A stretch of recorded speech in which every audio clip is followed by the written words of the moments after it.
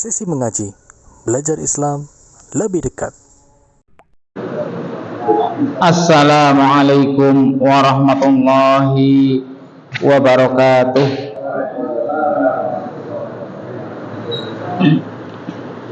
Alhamdulillah, assalatu wassalamu ala rasulillah wa ala alihi wa ashabihi wa tabi'in wa man tabi'ahum bi ihsanin ila yaumil qiyamah. Qala Allah Ta'ala fil Qur'anil Karim, ya ayyuhalladzina amanu taqullaha haqqa tuqatihi wa la tamutunna illa wa antum muslimun. Amma ba'd. Alhamdulillah, segala puji kepada Allah Subhanahu wa ta'ala. Syukur kita kepada Allah Subhanahu wa ta'ala. Bagaimana tidak, Allah yang telah memberikan semua nikmat yang ada pada kita, yang kita rasakan, bahkan yang kita tidak merasakan. Justru yang kita rasakan itu lebih sedikit, yang tidak kita rasakan lebih banyak. Karena Allah berfirman, wa in ta'uddu nikmatallah, jika kalian mencoba menghitung, tidak bisa. Itu menunjukkan nikmat yang kita tidak rasakan itu lebih banyak.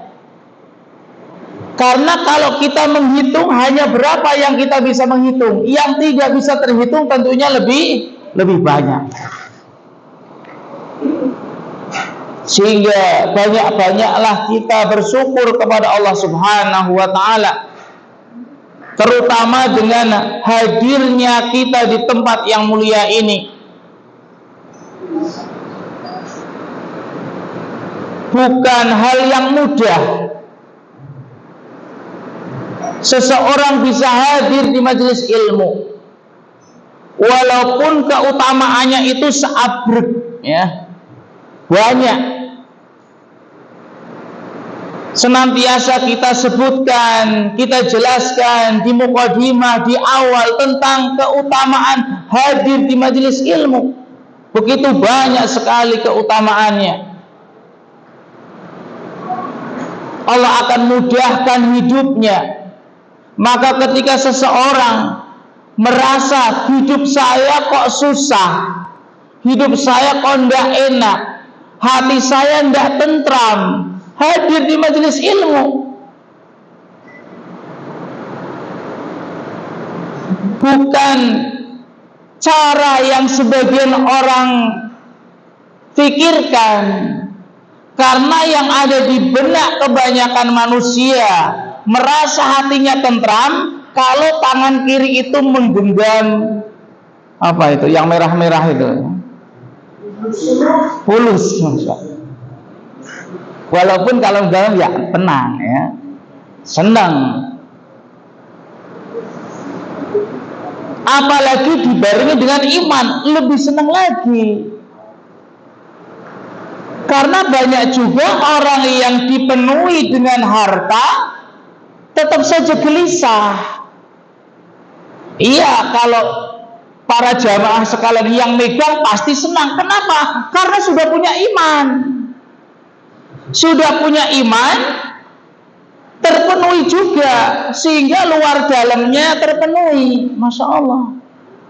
Tapi bagaimana para sahabat Rasulullah SAW? Apakah zahirnya terpenuhi? Tidak. Tidurnya beralaskan tikar dari daun kurma sampai ngecap di sininya. Abu Bakar lihat menangis. Wahai Rasulullah, engkau itu pemimpin manusia, sedangkan mereka para raja tidurnya di dipan permadani. Engkau pemimpin manusia, khairun nas, sebaik-baik manusia, tidurnya sampai ngecap pipinya. Apa kata Rasulullah SAW? Itu untuk mereka, tapi surga untuk kita. Ada apa?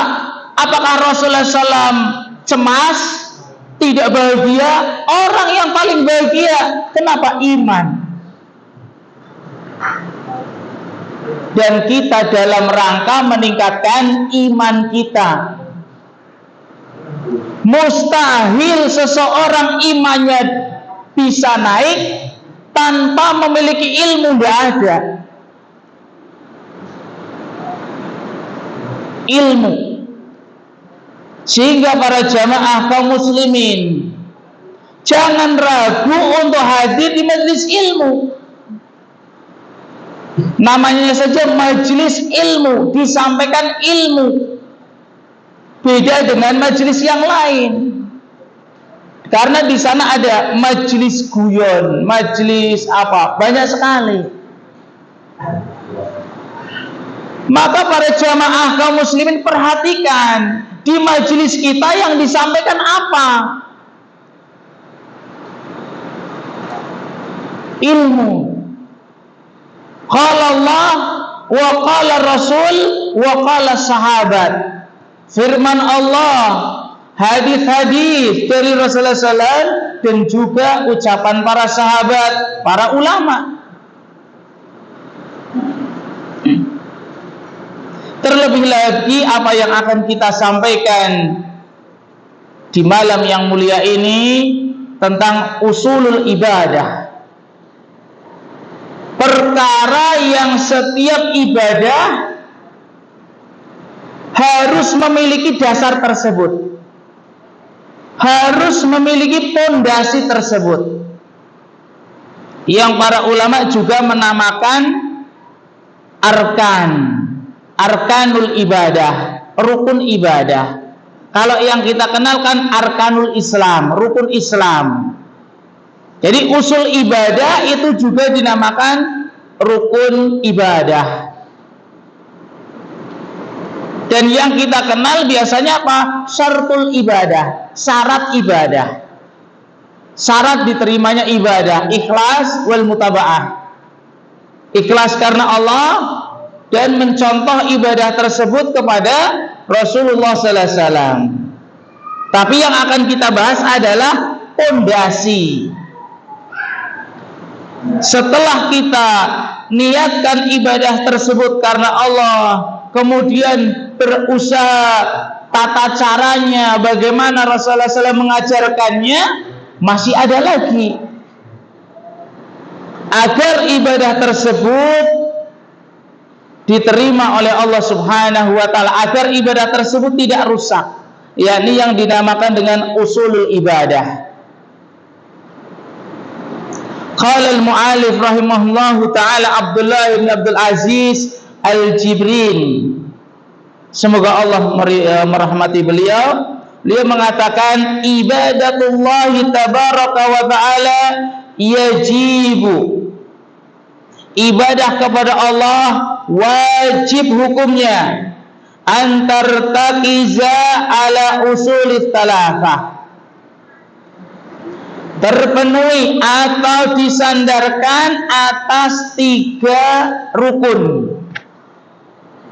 Jadi wajib 3 rukun tersebut harus terpenuhi ketika kita melakukan ibadah apapun, mau sholat, puasa, zakat. Yang kemarin kita telah jelaskan ada ibadah mahdoh yang murni ibadah, ada yang sebenarnya bukan ibadah tapi niatkan kita untuk ibadah. Intinya semua aktivitas kita dari bangun tidur sampai tidur lagi, atau sampai bangun tidur lagi, tidurnya, makannya, olahraganya, kalau kita niatkan ibadah berarti ibadah. Asal juga terpenuhi 3 rukun ini. Wajib hukumnya ada pondasi hal tersebut. Kayak rumah itu ada pondasinya, ibadah juga ada pondasinya. Tiga pondasi tersebut wahia al-mahabbatu wal khaufu war roja. Cinta, takut dan harap. Ya, cinta, takut dan harap. Tiga tersebut ketika kita melakukan ibadah harus ada rasa cinta kepada Allah, harus ada rasa khauf, takut dari siksa Allah, juga berharap pahala dari Allah Subhanahu wa ta'ala. Tiga-tiganya harus ada. Tidak boleh satu saja atau dua saja, tidak boleh. Harus terpenuhi tiga pondasi tersebut. Faya'budul muslimu rabbahu mahabbatan lahu. Maka seorang muslim akan beribadah kepada Allah dengan rasa cinta kepada Allah. Nanti akan kita jelaskan bagaimana kita menumbuhkan cinta kepada Allah. Bukan hanya menumbuhkan cinta kepada pasangan, kepada istri, kepada anak. Ya, kita sering mendengar orang yang baru jatuh cinta, gunung yang tinggi akan aku daki. Ya, lautan luas, kelelep nanti di seberangnya. Ya. Nah ini, kalau cintanya harusnya ini ditujukan kepada Allah, bukan kepada manusia. Kenapa? Belum tentu dia mencintai saya. Hanya satu arah, saya mencintai dia, belum tentu dia mencintai. Tapi Allah semuanya dikasih. Bahkan orang yang durhaka kepada Allah saja dikasih. Buktinya orang-orang kafir kaya-kaya, tapi kaya dohirnya, batinnya tidak. Ingat jemaah, orang kafir itu kayanya kaya dohir, batinnya itu tidak sama sekali. Secuil pun tidak Allah kasih kesempatan untuk merasakan kebahagiaan dengan hartanya. Makanya dia hanya bisa berfoya-foya. Biar apa? Tujuannya biar senang. Anggapan dia menyenangkan hati itu dengan foya-foya ini ternyata tidak dia dapatkan. Minum khamr ternyata kok pahit, ternyata tidak enak. Minum narkoba juga tidak enak. Terus apa lagi? Semuanya mereka lakukan. Nyewa kapal pesiar, nyewa Titanic, tambah jadi korban di lautan misalnya. Tidak akan mereka dapatkan, dan akan Allah beri kecuali untuk orang mukmin, orang beriman. Maka seorang mukmin ketika beribadah harus didasari dengan cinta kepada Allah Subhanahu wa ta'ala. Yang kedua, wa khaufan min iqabihi, dengan rasa takut dari siksaannya. Dan alhamdulillah, tidak ada seorang yang beriman pun yang tidak takut kepada Allah. Bahkan setan pun, setan itu memiliki rasa takut kepada Allah Subhanahu wa ta'ala, walaupun ingkar, walaupun tidak taat, walaupun tidak taat, tapi takut kepada Allah Subhanahu wa ta'ala. Kemudian yang ketiga, waraja'an li thawabihi, dan mengharap pahala dari Allah. Ini tiga hal ini. Siapa yang tidak ingin dapat pahala? Ingin dapat pahala. Kayak kita kerja di dunia. Siapa yang ingin kerja rodi kayak dahulu masa Belanda? Tidak maulah. Inginnya dapat upahnya yang banyak. Dan upah paling banyak itu Allah Subhanahu wa ta'ala. Tidak ada makhluk yang memberikan upah lebih besar daripada yang Allah kasihkan. Tidak ada satupun. Dan tidak ada upah yang akan Allah berikan, yang akan Allah janjikan, yang kecil tidak ada. Semuanya besar. Semuanya besar. Misalnya apa? Sholat jenazah yang cuma berdiri takbir Allahu Akbar, Allahu Akbar, Allahu Akbar 3-4 kali, pahalanya apa? Segunung. Jenengan dapat paket saja, misalnya paket gratis ya, paket bayar saja senang ya, paket gratis kotak saja senang. Ini satu gunung hanya ada hitungan menit ya. Sholat jenazah itu paling cepat, paling 2 menit ya. Selesai, pahalanya satu gunung. Tidak ada Allah Subhanahu wa ta'ala mengiming-iming pahala kecil, itu tidak ada, semuanya besar. Sehingga kita orang mukmin, orang yang yakin dengan janji Allah, tentunya ketika melaksanakan ibadah mengharap pahala sudah. Ya. Orang yang istilahnya akalnya sehat tentunya ingin dapat pahala. Tidak sebagaimana orang munafik. Beda dengan orang munafik. Orang munafik itu tidak ingin pahala. Makanya Allah sifati orang munafik itu as-safah, sufaha, bodoh. Kenapa? Allah iming-iming pahala yang besar, dia tidak mau, lebih milih sembako saja, lebih milih yang sedikit. Makanya dalam hadis disebutkan, law ya'lamu ahaduhum, seandainya di antara orang munafik itu tahu ya, niscaya disediakan nanti sholat isya akan dapat bingkisan 2 kilo. Mereka paling depan itu. Orang munafik itu paling depan. Bukan ingin dapat pahala sholat, padahal pahala sholat khairun minad dunya wa ma fiha, lebih baik dunya lan isine. Lebih baik dunia lan isinya. Hanya gara-gara ingin dapat beras 5 kilo, dia lebih milih 5 kilonya daripada pahala Allah. Ini. Akan tetapi orang mukmin ketika melaksanakan ibadah ingin dapat pahala. Seorang istri ketika masak oseng, ya, ingin apa? Dapat pahala. Kalau ingin dapat dari suami sedikit. Seorang suami ataupun istri, maka jangan banyak-banyak mengharap. Mengharaplah kepada Allah. Suami atau istri itu hanya bagian wasilah. Bisa saja seorang istri dapat uangnya dari kakaknya, dari saudaranya, dari mbahnya, dan yang lainnya. Makanya banyak-banyak berharap kepada Allah ketika melakukan ibadah apa saja, bahkan ibadah yang asal mulanya mubah. Yang kemarin sudah kita jelaskan, ada ibadah yang mahdoh, sholat, puasa Ramadan, ada yang ghairu mahdoh, yang tidak murni, yang asal mulanya itu tidak diperintahkan. Olahraga misalnya mubah, mandi, makan, tapi diniatkan untuk ibadah kepada Allah, jadi pahala, dan pahalanya besar, tidak ada pahala yang kecil. Sehingga 3 hal ini ketika kita melakukan ibadah, ya, mengharap pahala. Apa tadi? Yang pertama apa? Cinta kepada Allah. Yang kedua, takut kepada Allah. Yang ketiga, berharap pahala. Masya Allah, 100 untuk jamaah.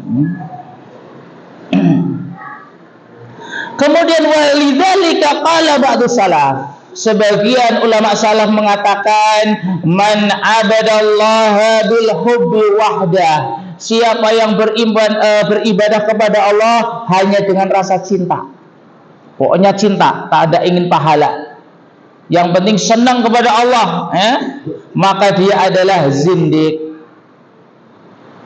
orang yang menampakkan iman tapi kekufurannya disembunyikan.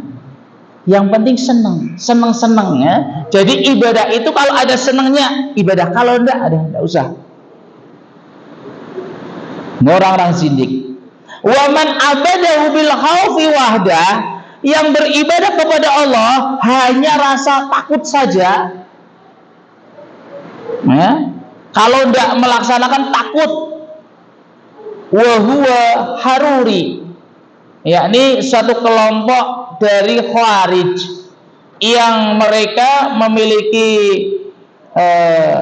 keyakinan mengkafirkan pelaku dosa besar, sehingga ketika melakukan ibadah rasanya takut kalau meninggalkan. Kenapa? Karena akan dihukumi oleh kelompoknya keluar dari Islam.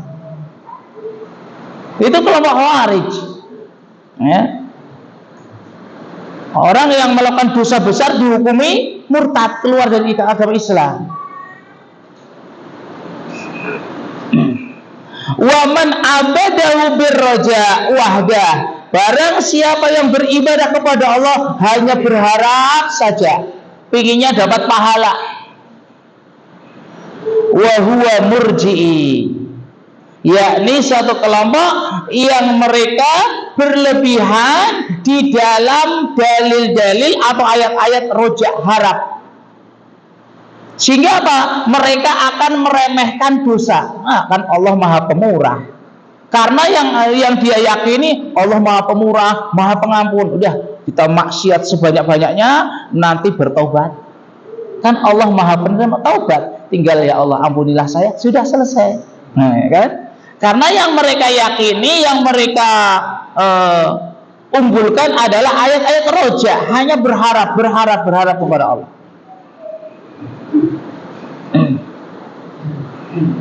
Karena mereka juga meyakini yang dinamakan iman itu hanya tasdik faqat, hanya yakin.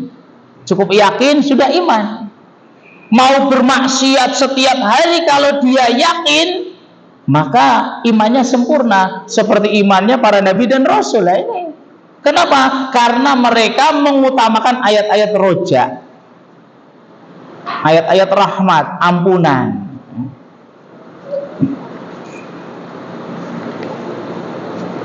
Wa man abadahu bil hubbi wal khaufi war raja, dan barang siapa yang beribadah kepada Allah dengan rasa cinta dan takut dan harap pahala, fahuwa mu'min, maka dialah orang mukmin. Ini diantara kita jelaskan ciri-ciri orang mukmin itu bagaimana. Bukan mukmin itu suatu kelompok. Mukmin itu adalah akidah yang benar. Siapapun orangnya, apapun kelompoknya, apapun bangsanya, selagi dia berpegang teguh ya dengan Al-Quran dan Sunnah, ialah mukmin, ahlu sunnah. Dan para ulama menamakan 3 usul ini dengan rukun ya. Kita akan jelaskan satu persatu ya. 3 rukun tersebut. Kita masuk rukun yang pertama, yakni al-mahabbatu lillah, cinta kepada Allah Subhanahu wa ta'ala.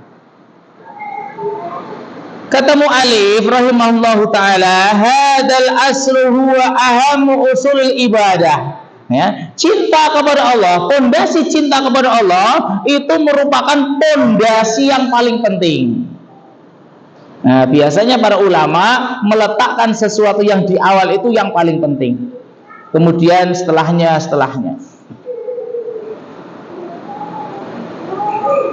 Fayajibu alal abdi, maka wajib bagi seorang hamba ayyuhibballaha ta'ala, untuk mencintai Allah.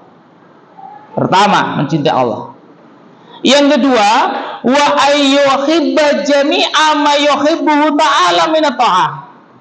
Yang kedua, mencintai semua yang Allah cintai berupa ibadah-ibadah ketaatan. Ya. Mencintai Allah, kemudian semua ketaatan yang Allah cintai, kita juga wajib mencintainya. Semua bentuk ketaatan. Bentuk ketaatan yang dimaksud adalah yang didasari dengan dalil.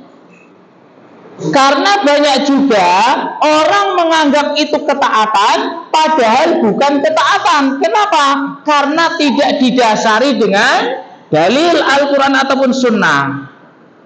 Hanya didasari dengan ya, akal pikiran, hawa nafsu dan yang lainnya.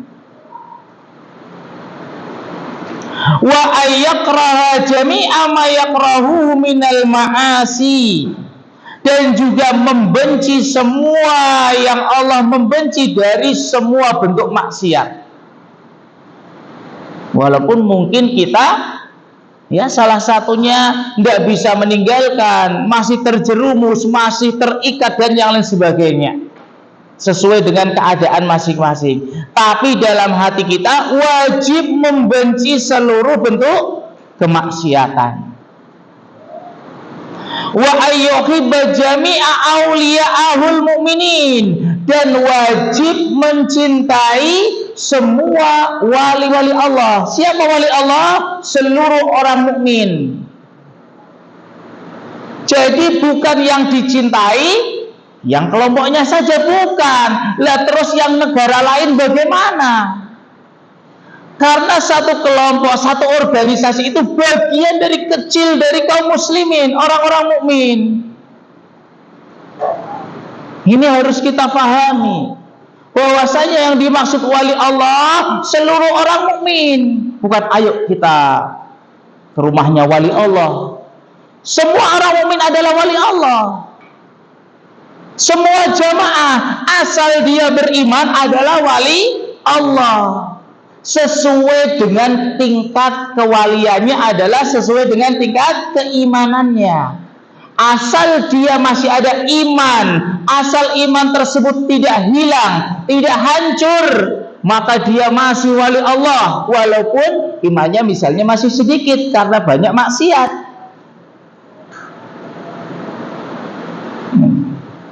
Wajib kita mencintai orang mukmin. Tidak usah pilih kasih.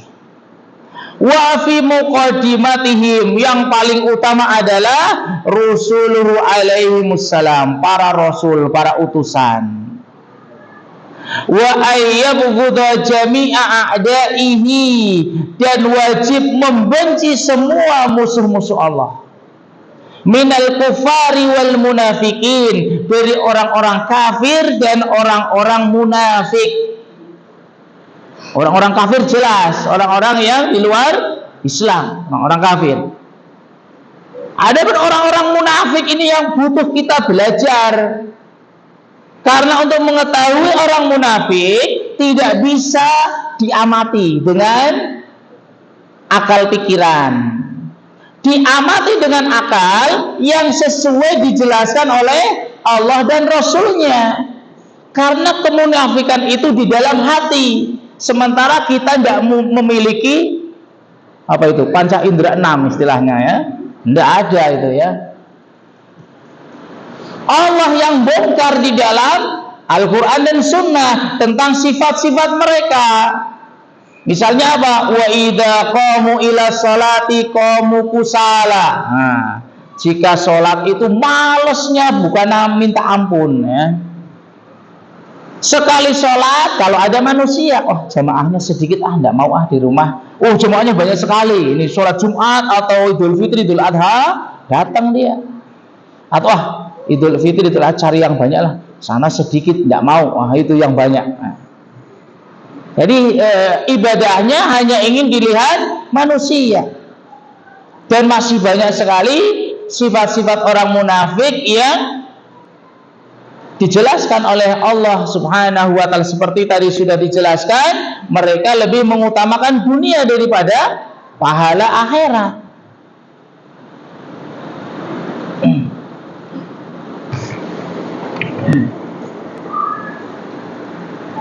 Wa qulu hadza wajibun 'alal muslimi la khiyara lahu fihi. Ini wajib bagi setiap muslim, tidak ada pilihan, tidak boleh tidak.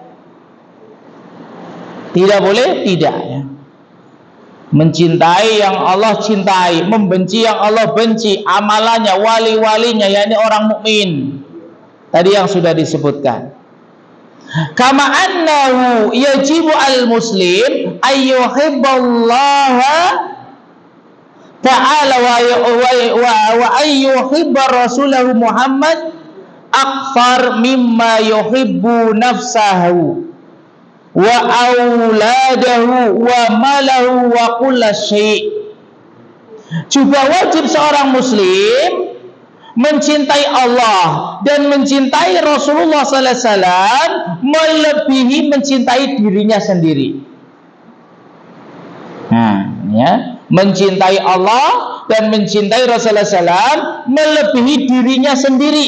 melebihi mencintai anak-anaknya, melebihi mencintai hartanya dan segala sesuatu. Ini harus. Bagaimana orang-orang muhajirin, mereka meninggalkan hartanya. Kenapa? Karena mencintai Allah dan Rasulnya. Ada yang meninggalkan suaminya, meninggalkan anaknya, meninggalkan istrinya, beserta rumahnya. Kenapa? Demi Allah dan Rasulnya. Begitu juga orang-orang Ansar. Mereka juga menolong saudaranya. Rumahnya, udah ini rumah paruan lah, garis tengah. Sawahnya juga paruan. Istrinya juga nih, istri saya 4, kamu milih 2. Iya, memang seperti itu. Tapi ada di antara sahabat yang saya lebih memilih mana? Ada hutan nih. Tuh di sana hutan, ya. Cari kayu bakar. Oh, pasarnya ini, pasar Kesesi. Lebih baik cari kayu bakar, pergi ke pasar. Tidak mau minta-minta. Tapi kita bisa ambil kesimpulan, mereka adalah contoh. Mereka mendahulukan, ya, kepentingan Allah dan Rasulnya daripada kecintaannya, dari hartanya, anak-anaknya, istri-istrinya, ya, dan dunia segala sesuatu. Allah Subhanahu wa taala berfirman dalam surat At-Taubah ayat 24, "Qul in kana aba'ukum wa abna'ukum wa ikhwanukum wa azwajukum wa ashiratukum."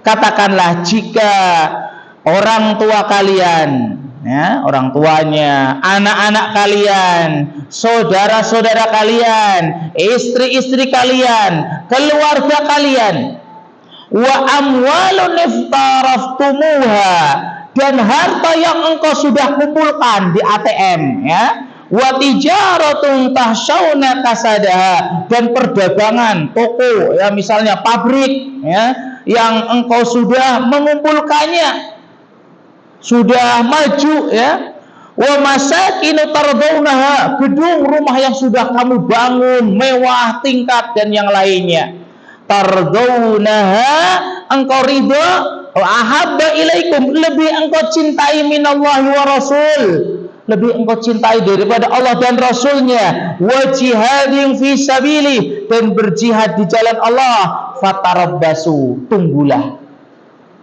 Jadi Allah mengancam kalau seseorang mukmin meletakkan cintanya kepada hartanya, anaknya, istrinya di bawah cintanya kepada Allah dan Rasulnya, fatarabbasu, tunggulah, kata Allah, hatta ya'tiallahu bi amri, sampai Allah datangkan keputusannya, iqabnya, siksaannya. Wallahu la yahdil qaumal fasikin, dan Allah tidak memberikan petunjuk kepada orang-orang yang fasik. Ini ya, kita lanjutkan insyaallah ba'da isya biidznillah taala. Allahumma inna nas'alukal huda wa tuqa wal afafa wal ghina. Subhanakallahumma bihamdika asyhadu an la ilaha illa anta astaghfiruka wa atubu ilaik. Assalamualaikum. Kita lanjutkan. Qala al-mu'allif rahimahullahu taala, wa mahabbatullah idza quwiyat fi qalbil abdi, cinta kepada Allah apabila telah menguat, ya, di hati seorang hamba, in ba'afat jawarihuhu bi ta'atillahi ta'ala, maka anggota badannya itu akan menjadi apa, ya, semangat, menjadi tumbuh berkembang di dalam ketaatan kepada Allah. Jadi apa yang ada di luar, yakni berupa kekuatan zahir anggota badan, itu semangatnya itu dari dalam, ya, tumbuhnya itu dari dalam, dari hatinya. Sehingga kalau hatinya kuat, tumbuh kecintaannya kepada Allah, maka anggota badannya akan tumbuh juga, akan makin kuat juga. Wabta'ada an maksiatihi, akan menjauh dari maksiat kepada Allah Subhanahu wa ta'ala. bal innahu yajidu ladzata warahatan nafsiyah inda fi'lihi li ibadatillahi ta'ala. Bahkan ketika melakukan ibadah, dia akan menemukan kelezatan. Ya, kalau rasa cinta kepada Allah kita tingkatkan terus, ketika kita sholat, hadir di majelis ilmu, kita merasakan kesenangan di situ, merasakan ketagihan, ya, kayak orang siang-siang panas minum es ketagihan, apalagi es degan. Nah, ini ya. Begitu juga seorang yang ibadah, yang didasari dengan rasa cinta kepada Allah karena ibadah tersebut perintah dari Allah, ya, maka dia akan mendapati kesenangan dalam melakukannya. Warahatan nafsiyah, jiwanya itu lapang, tenang, tentram, ya. Kama qala ta'ala, sebagaimana firman Allah dalam surat Ar-Ra'd ayat 28, alladzina amanu, orang-orang yang beriman, wa tatma'innu qulubuhum bidzikrillah, dan hatinya itu tenang. Karena apa? Karena sebab ingat Allah, karena sebab ibadah, ya. Ala bidzikrillahi tatma'innul qulub, ya. Ketahuilah bahwasanya mengingat Allah akan menenangkan hati. Hati itu akan menjadi tenang. Jadi ibadah secara umum adalah ibadah kepada Allah, karena semua ibadah itu adalah zikir kepada Allah, ingat kepada Allah, dan akan menenangkan hati. Wa thabata 'anin Nabi sallallahu alaihi wasallam annahu qala, Rasulullah SAW juga bersabda, "Qum ya Bilal fa'arhina bis-shalah." Bangun wahai Bilal, istirahatkan kita dengan sholat. Kata Rasulullah SAW, sholat itu istirahat. Menurut kita istirahat kan liren, tidur, ya. Menurut Rasulullah SAW, sholat itu dijadikan istirahat. Setelah kita bekerja, ya, ada yang ngajar, ada yang jualan, ada yang ke sawah. Wah, ini waktunya sholat. Sholat itu istirahat, ya. Dalam hadis yang lain disebutkan, ju'ilat qurrata aini fi shalah, dijadikan penyejuk pandanganku adalah sholat. Kalau kita penyejuk pandangan apa? Ke Linggo Asri, jalan-jalan di mall, di mana? Wah, itu, ya. Cuci mata, dicuci pakai mesin cuci, enggak, ya. Tapi penyejuk pandangan kata Rasulullah SAW, sholat. Makanya kadang-kadang usahakan terus setiap kita sholat, selesai sholat, plong rasanya, adem, ayem, tentrem, walaupun hutangnya tidak jadi hilang, tetap harus nyaur, ya. Jangan salam tiba-tiba, oh hutangnya hilang, enggak, ini, ya. Tapi rasanya beda setelah melakukan sholat dengan rasa cinta kepada Allah, hatinya seneng. Kayak dulu mungkin, ya, masa-masa dulu, ya, masa dulu. Ketika orang yang dicintai itu memerintahkan sesuatu dengan senang hati, ya, dengan senang hati melakukan. Begitu juga ketika kita cinta kepada Allah, memerintahkan sesuatu kita harus senang. Apalagi pahalanya besar, ya. Kita cinta kepada Allah Subhanahu wa ta'ala. Walihada fa inna man yuti'illah wa yajtaniba ma'asiyahu, siapa yang mentaati Allah, menjauhi maksiat, wa yakthuru min dzikrihi, banyak mengingat Allah, wa minan nawafil ibadah, berupa ibadah-ibadah sunnah, mahabbatan lillah, disertai cinta kepada Allah, wa khaufan minhu, takut dari siksaannya, wa raja'an li thawabihi, berharap pahala dari Allah, ya'isu fi sa'adatin wa insirahi sadrin, dia akan hidup penuh bahagia dan lapang dada. Tidak pernah Allah Subhanahu wa ta'ala menjelaskan kebahagiaan jika engkau hartanya banyak, perusahaannya besar, jadi PNS, jadi pejabat. Tidak pernah. Tapi Allah Subhanahu wa taala menjelaskan, mengaitkan kebahagiaan itu dengan cinta kepada Allah, mengharap pahala, ya, takut kepada Allah. Ketika beribadah kepada Allah, maka dia akan hidup bahagia, lapang dadanya. Allah Subhanahu wa taala berfirman dalam surat An-Nahl ayat 97, ya. Makanya ingat-ingat dalil-dalil tersebut, diingat. Ketika kita merasa kok kurang nyaman hidupnya, dibaca lagi ayatnya. Oh, ini saya harus yakin dengan janji Allah. Kata Allah Subhanahu wa taala, "Man 'amila salihan min dzakarin aw untha wa huwa mu'min." Siapapun orangnya yang beramal saleh, ya, syaratnya beramal saleh, jangan sembarang beramal. Makanya ketika kita beramal, pilih amalan yang benar. Karena ibadah hukum asalnya haram. Ya, semua ibadah hukum asalnya haram kecuali yang diperintahkan. Jadi ketika kita beribadah, mencukupkan yang kita ketahui dalilnya. Yang belum kita ketahui tidak usah dilaksanakan, tidak berdosa. Selama kita terus menuntut ilmu, oh ini dalilnya ini baru dilaksanakan. Yang belum pasti sudah jangan dilaksanakan.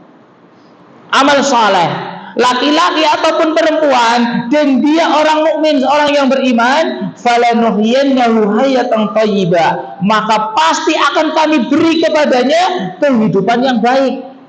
Ini janji Allah menggunakan kalimat taukid 2 kali, lam taukid, falanuhyiyannahu, dan nun taukid, benar-benar sungguh-sungguh pasti akan kami berikan kehidupan yang baik. Nah, istilahnya kurang apa janji Allah itu, ya? Wa idza asal abdu rabbahu, kebalikannya apabila seorang hamba bermaksiat kepada Allah, naqasat mahabbatuhu lillah, maka kecintaannya kepada Allah makin berkurang, bi qadri maksiatihi, sesuai dengan kemaksiatannya. Nah, ini juga harus diingat. Kenapa kok kecintaannya kurang? Oh, berarti maksiat ini yang terus bertambah, yang harus di-stop. Famin alamati dha'fi mahabbatillah fil qalbi israrul abdi 'alal ma'asi. Salah satu tanda seseorang itu lemahnya cintanya kepada Allah di dalam hatinya karena dia terus-menerus di dalam maksiat. Wa adami taubatihi minha, tidak mau bertobat. Nah, ini berarti kalau ada mungkin pasangan kita, anak kita, oh ini kok lagi malesan apa, dan terus menerus, maka perlu diamati dia melakukan apa. Diteliti juga, ya. Oh, ternyata melakukan dosa ini, ya kita nasihati bertobat, ya. Kenapa? Kamu tidak akan dapat kebahagiaan. Menurut kamu kebahagiaan dengan dosa itu? Tidak. Kemudian bacakan ayat ini. Nah, kata Ustadz Doni, baca ayatnya bareng-bareng, ya. Maka Allah menjanjikan kehidupan yang baik ketika seseorang beramal saleh. Wa kullama aktsarul abdi min maksiatillahi ta'ala wa dha'afat mahabbatuhu fi qalbi aktsar mimma kanat qabla dzalik. Ketika seseorang hamba maksiatnya itu lebih banyak, lebih besar, dan kecintaannya makin melemah di dalam hatinya, walidzalika fa innahu yukhsha 'ala man asrafa 'ala nafsi bil ma'asi. Dikhawatirkan dia itu mengabaikan di dalam hatinya dengan maksiat tersebut, tidak peduli dengan maksiatnya. An tadhhaba mahabbatuhu lillahi kulliyatan, maka dikhawatirkan apa? Kecintaannya kepada Allah akan hilang semuanya. Fayaqa'u fil kufri, sehingga apa? Dia terjerumus ke dalam kekufuran, kufur akbar. Kalau kecintaannya hilang sama sekali gara-gara dia terus-menerus melakukan kemaksiatan tersebut, tidak mau kembali bertobat kepada Allah Subhanahu wa taala. Wa manidda'a mahabbatallah, maka barang siapa yang mengaku cinta kepada Allah ma'astiksarihi min maksiatihi fa huwa da'wa kadzibatun, Siapa yang mau, oh saya itu cinta kepada Allah, tapi kok maksiatnya banyak, maka pengakuan kecintaannya adalah dusta. Siapapun yang mengaku cinta kepada Allah, tapi kok dia bermaksiat, maka omongannya itu adalah dusta. Walidzalika lamma da'a qaumun mahabbatullah anzala hadhil ayah. Maka ketika ada suatu kaum mengaku cinta kepada Allah, Allah turunkan ayat khusus. Allah turunkan ayat khusus dalam surat Ali Imran ayat 31. Qul in kuntum tuhibbunallah fattabi'uni. Katakanlah wahai Muhammad, jika kalian mencintai Allah, ikutilah aku. Yuhibbukumullahu wa yaghfir lakum dzunubakum. Maka Allah akan mencintai kalian dan mengampuni kalian. Ini ujian, disebut ayat ujian, ikhtibar. Siapa yang ngaku-ngaku cinta kepada Allah, maka syaratnya apa? Ikutilah Rasulullah SAW. Ikuti Rasulullah SAW, abaikan semuanya, tapi ikuti Rasulullah SAW. Maka itu Allah akan mencintainya dan mengampuni dosa-dosanya.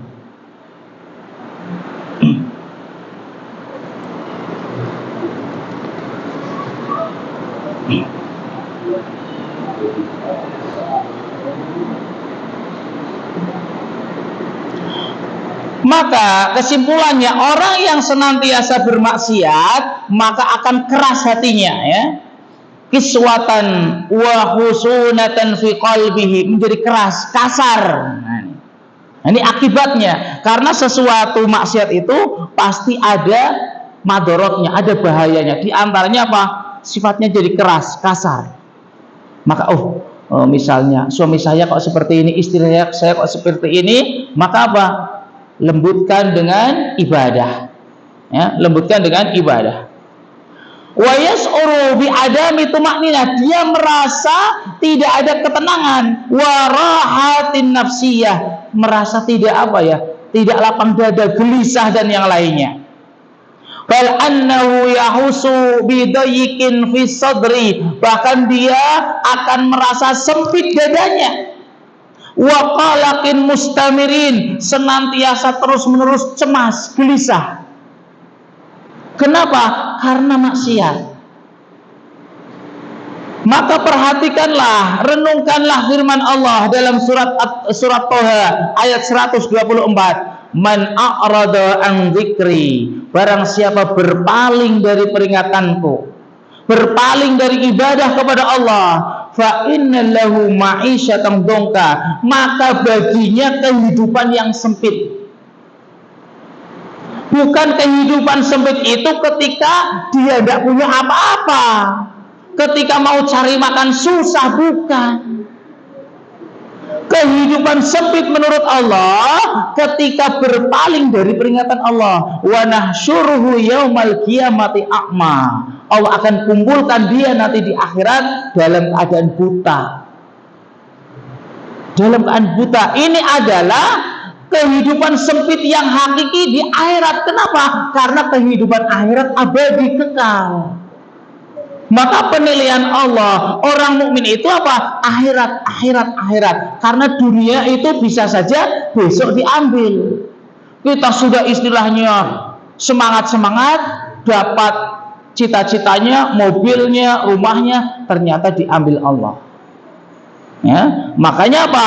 Orientasi tujuan utama seorang mukmin adalah akhiratnya. Oleh karena itu, seorang hamba harus bersemangat bagaimana untuk mendapatkan, menguatkan cintanya kepada Allah Subhanahu wa taala agar dia bisa meraih kebahagiaan dunia dan akhirat. Di antaranya di sini disebutkan yang pertama adalah adaul wajibat wal bu'du anil muharramat. Cara untuk mendapatkan cinta Allah yang pertama adalah menunaikan yang wajib, menjauhi yang haram. Sudah, yang pertama itu, yang wajib dulu, sholat wajib, misalnya puasa Ramadan, yang wajib dulu, yang haram ditinggalkan. Cara yang kedua, al-iktsaru min nawafilil ibadah, banyak-banyaklah melakukan ibadah sunnah. Yang paling penting adalah baca Quran. atau mendengarkan dengan tadabbur, ya, bukan hanya membaca saja, bukan hanya mendengarkan saja, tapi yang ada terjemah. Mendengarkan tilawah yang ada terjemahannya supaya kita bisa mengambil pelajaran dari ayat tersebut. Juga ketika membaca Al-Quran, sesekali baca artinya, terjemahannya di situ. Itu akan lebih merasakan di dalam hati kita, ya, lebih masuklah. Dan banyak-banyak berzikir kepada Allah dari sholat sunnah, ya, sholat rawatib, ya, sholat sunnah tahiyatul masjid. Secara khusus adalah qiyamul lail, dan banyak-banyak berdoa kepada Allah. Yang ketiga, ma'rifatu asma'illahi wa sifatihi, semakin mengenal nama-nama dan sifat Allah. Semakin kita mengenal Allah, semakin cinta kepada Allah. Sebagaimana seseorang semakin kenal orang lain, semakin suka, oh ternyata si fulan itu baik, ini ramah dan yang lainnya. Walaupun ada kekurangannya, Allah tidak ada kekurangannya. Semakin kita mengenal Allah, semakin mengenal kesempurnaan Allah, semakin cinta kepada Allah. Dan yang terakhir adalah at-tafakkur fi ni'amillahil katsirah alaih, banyak memikirkan nikmat-nikmat Allah yang banyak sekali diberikan kepada kita. Karena semua nikmat yang kita rasakan dan yang kita tidak rasakan, semuanya dari Allah, dihitung. Setiap hari direnungkan, saya hari ini dapat nikmat apa? Oh, nikmat rezeki, nikmat sehat, anaknya juga sehat, damai, tentram. Oh, hari ini hujan, oh hari ini tidak hujan. Nikmat semuanya. Baik hujan tidak hujan, nikmat semuanya. Dihitung. Semakin kita banyak merenungkan, memikirkan banyaknya nikmat yang Allah berikan kepada kita, semakin cinta. Sebagaimana kalau ada tetangga ngirim seminggu sekali saja senang. Allah sehari tidak hitungan. Ya, tetangga yang ngirim misalnya bahkan sisa roti aja, aduh senang, alhamdulillah dikasih, besok lagi dikasih lagi, kasih lagi. Seminggu sekali, sebulan sekali saja cinta kepada tetangganya. Apalagi Allah setiap saat memberikan kepada kita. Kok kita tidak cinta kepada Allah, berarti kufur nikmat. Makanya orang dinamakan kufur nikmat. Setiap saat diberikan nikmat oleh Allah, dia tidak bersyukur kepada sang pemberi nikmat. Tetangga yang ngasihnya sebulan sekali diingat terus, gitu ya. Kita masuk ke pertanyaannya. Apakah seorang wanita boleh ikut sholat jenazah? Boleh. Dan ikut ke pemakaman? Boleh. Ya. Di awal kali Islam itu ziarah kubur itu dilarang. Di awal-awal bagi wanita. Bahkan Rasulullah SAW dalam hadisnya itu melaknat para wanita ziarah kubur. Kenapa? Karena kebanyakannya nangis. Kalau nangis bingung kalian, ya. Kalau yang gotong temennya wanita tidak kuat, yang gotong kalian bingung mau gotong gimana, ya. Ya banyak istilahnya, banyak bahayanya. Kemudian ikhtilat, ya. Secara hukum asal boleh. Adapun sholat jenazah boleh sekali. Boleh sekali di belakang, ya, di belakang shaf dengan shaf yang bagus, pokoknya boleh kayak sholat biasa di belakang boleh. Bahkan sangat sekali dianjurkan. Kemudian untuk ikut ke pemakaman itu jangan semuanya, dilihat ada syaratnya, tidak ikhtilat campur, ya. Kemudian usahakan harus kuat. Kalau tidak kuat tidak boleh ikut. Kenapa? Karena madorotnya lebih besar. Itu tadi pingsan dan yang lainnya. Karena wanita itu memang mudah apa istilahnya? Lembut lah istilahnya, mudah galau, mudah nangis, itulah, mudah semaputan, ya, seperti itu. Beda dengan laki-laki, tangguh, gitu ya. Kemudian yang selanjutnya, Ustaz, bagaimana cara Nabi Sallallahu Alaihi Wasallam memuliakan istrinya? Insyaallah ini ya. Ini kajian khusus ini ya. Bagaimana cara Nabi memuliakan istrinya? Banyak sekali memuliakan istri ya. Dan kita memang diperintahkan, khusus para suami nih, harus membaca sirah. Nah ini sudah pada membaca sirah belum ini? Kalau ndak punya tak pinjamilah. Anak punya itu sirah Nabawiyah yang terjemahan. Tapi sekarang kalau salah sedang dipinjam orang. Nanti kalau sudah selesai boleh nanti gantian. Dibaca itu minimal sesekali lah. Bagaimana Rasulullah SAW memuliakan istri-istrinya. Ya, sampai-sampai Rasulullah SAW itu untuk menyenangkan istri kejar-kejaran. Yang kejar-kejaran itu bukan hanya anak kejar-kejaran sampai nangis ini ya. Kejar-kejaran, lomba berkuda. Kalau kalian berarti lomba naik motor misalnya ya. Pokoknya menyenangkan lah ya, menyenangkan istrinya atau oleh ini kayaknya istri itu lagi capek. Ayolah kemana? Keluar. Beli bakso istilahnya, beli bakso, beli cilok, atau hanya sekedar muter saja sudah senang. Anda dulu ketika di Jember, ketika di mana di Solo itu, kalau sore tak ajak muter, hanya sekedar muter sambil lihat-lihat walaupun tidak beli, ya, walaupun tahan, gitu ya. Yang penting ajak muter itu sudah senang. Apalagi muter sambil beli, gitu ya, sambil beli sesuatu, ini ya, atau dari rumah bawa. Ya sesuai dengan kemampuan kita lah. Kalau jenengan mampu, alhamdulillah. Kalau tidak mampu, insya Allah istri itu menerima lah. Yang penting perhatiannya lebih gitu lah. Dari sisi lain kita harus perhatian. Sebagaimana Rasulullah SAW memuliakan istri-istrinya. Sampai-sampai ketika ada seorang sahabat ingin mengadu kepada khalifah, ya, Khalifah Umar kalau tidak salah. Wah, istri saya ini tuh seperti, saya mau ngadulah, mau tak laporkan kamu sama khalifah. Ketika sampai di rumahnya, yang didengar apa? Jeder. Wah, ini lebih besar dari rumah saya ini. Ternyata seorang khalifah di rumahnya juga seperti itu sama istrinya, dan dia diam. Tidak mentang-mentang seorang khalifah, oh saya itu khalifah, kamu jangan beli. Sama istrinya tunduk. Ketika mau pergi, ditanya, sini, kenapa kamu jadi ini? Saya mau tanya sebenarnya, tapi saya lihat rumah tangga kamu lebih besar, ya, saya tidak jadi tanya lah, lebih sabar istilahnya. Bagaimana saya mau marah sama istri saya? Dia yang mencuci, dia yang asah-asah. Coba kita sesekali mikir, coba kalau saya sampai rumah, saya masak sendiri, saya asah-asah sendiri. Makanya ketika anak lihat ajang, ya, piring itu geladak, udah enggak apa-apa, biarin aja enggak apa-apa gitu ya. Karena kalau kamu lihat itu diasah-asah. Jadi untuk mengadem-ngadem sudah 2 hari enggak usah diasahin, enggak apa-apa. Besok nanti dia sendiri kalau sudah reda diasah-asah lah gitu ya. Istilahnya jangan banyak menuntut terus itu loh. Wah ini lantai kotor sekali ini. Ya coba kita yang ngepel sesekali ya, enggak apa-apa ya. Ini di antara cara memuliakan istrinya, tentunya sesuai dengan kemampuan kita. Jangan sesekali melihat tetangga. Karena Pak Rasulullah SAW memerintahkan kita, unduru ilaman asfala minkum, lihatlah yang di bawah. Karena yang di bawah itu lebih banyak sekali. Jangan lihat yang di atasnya. Melihat di bawahnya lebih tawadhu, baik suami ataupun istri. Dan masih banyak lagi ya.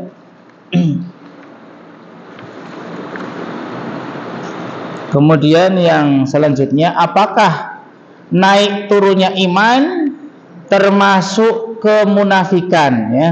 Naik turunnya iman itu termasuk keyakinan akidah Ahlussunnah. Iman itu kadang naik, kadang turun.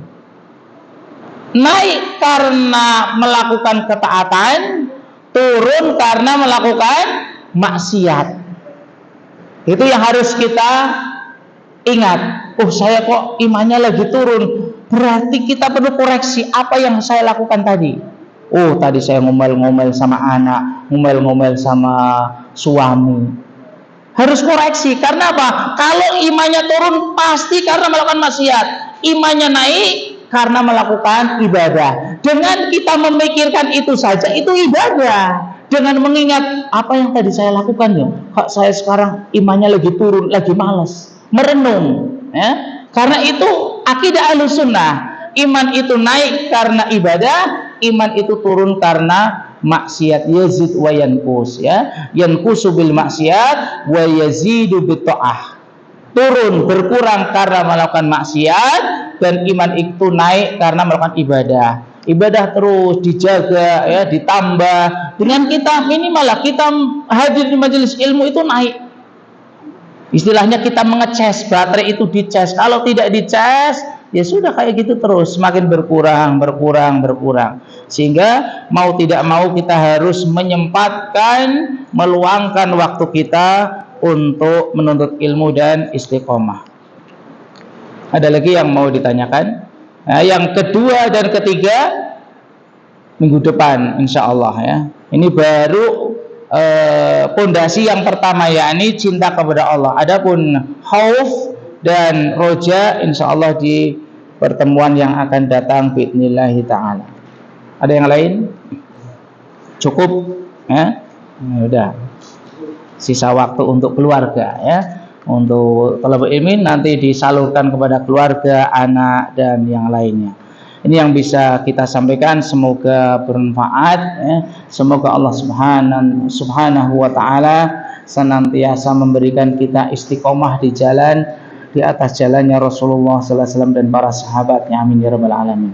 Allahumma inna nas'alukal huda wa tuqa wal afafa wal ghina. Subhanakallahumma bihamdika asyhadu an la ilaha illa anta astaghfiruka wa atubu ilaik.